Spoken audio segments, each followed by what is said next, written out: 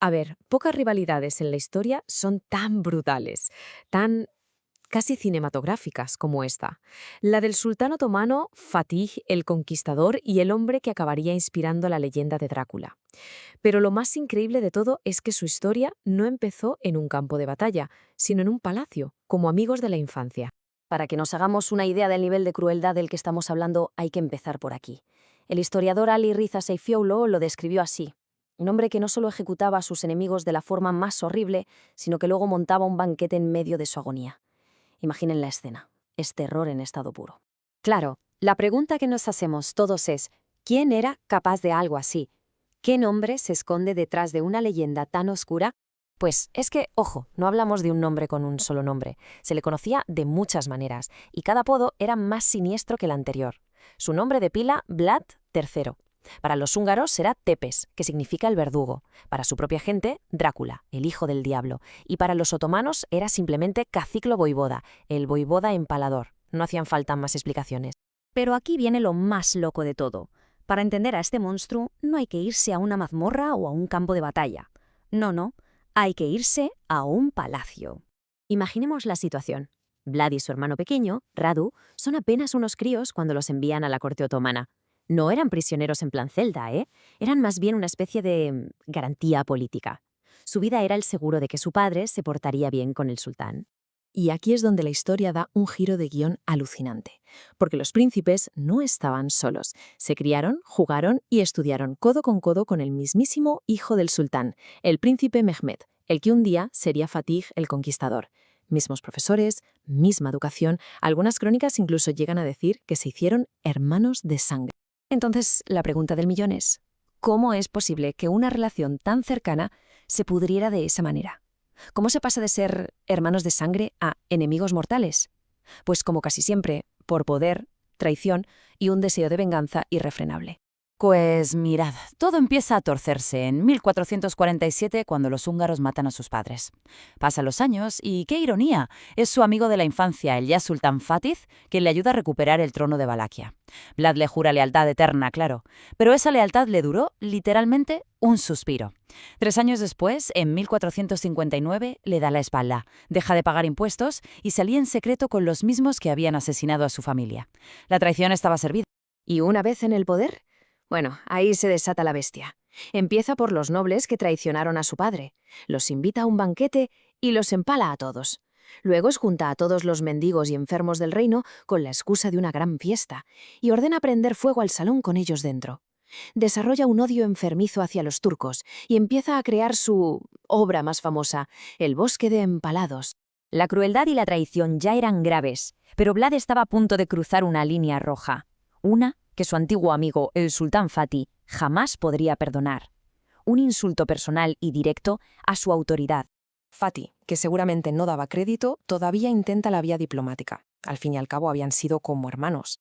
Así que envía a unos emisarios para exigirle los impuestos y sobre todo para pedirle una explicación, para preguntarle básicamente qué demonios estaba haciendo.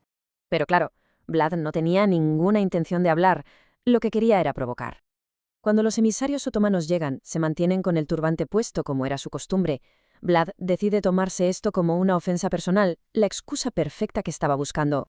Y su respuesta es que es de una brutalidad que cuesta hasta procesar. Ordena a sus guardias que les claven los turbantes a las cabezas, con clavos. Y por si no fuera suficiente, después los empala. Acababa de torturar y asesinar a los mensajeros del sultán. Eso era una declaración de guerra en toda red. Fatih, increíblemente, hace un último intento. Envía a un pez gordo, Hamza Bey, pero Vlad le tiende una emboscada y lo captura. Y para rematar el insulto, lo empala en una estaca mucho más alta que las de sus hombres, un gesto macabro para que quedara bien claro su alto rango. Se acabó. La paciencia de Fatih había llegado a su límite. La respuesta de Fatih fue, como era de esperar, contundente. Esto ya no era una expedición de castigo. No. El mismísimo sultán se puso al frente de su ejército para marchar sobre Valaquia y acabar con la tiranía de su antiguo amigo. La cosa se había vuelto personal.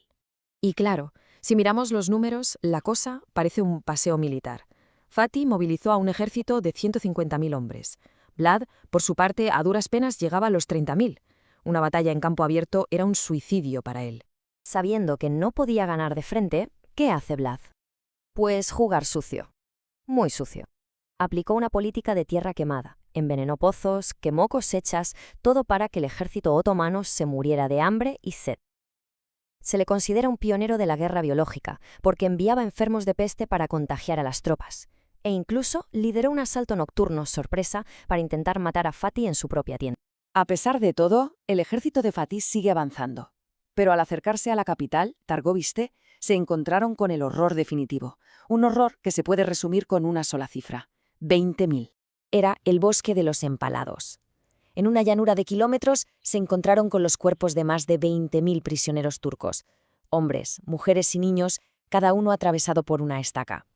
Cuentan las crónicas que la visión era tan dantesca y el hedor tan insoportable que hasta los soldados otomanos más veteranos no podían contener las náuseas. Al final, con su ejército destrozado, Vlad no tuvo más remedio que salir por patas y huir a Hungría. Fatih, una vez asegurado el territorio, hizo una jugada política muy inteligente. En lugar de anexionar Valaquia, puso en el trono al hermano de Vlad, Radu, que había crecido con él en la corte y le era totalmente leal. Parecía el fin de la historia, ¿verdad? Pues no, el destino todavía le guardaba a Drácula un último capítulo, tan sangriento como el resto de su vida. 12 años después, cuando ya casi nadie se acordaba de él, Vlad vuelve para reclamar el trono. Pero esta vez Fatih no se anda con tonterías. Le encarga la misión de cazarlo a su mejor comandante de caballería, una auténtica leyenda de la época, Mihailoglu Ali Bey.